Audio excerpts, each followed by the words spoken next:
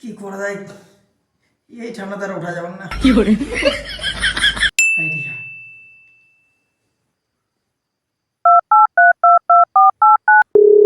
Hello, বিজলি বিভাগ থেকে বলছো? হ্যাঁ। अच्छा। কারেন্টটা কেটে দাও না কাকু।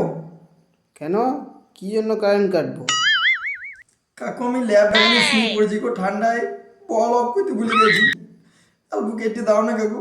এ বেশি বিত্তবি করিস না, চুপচাপ ল্যাব ঢাকা নিয়ে শুয়ে পড়, নাই যেই ল্যাপার তলে একটু পেতে দেবো, সারা রাত ঘুমিয়ে পারবি না। আট তারি বাংলা কিছু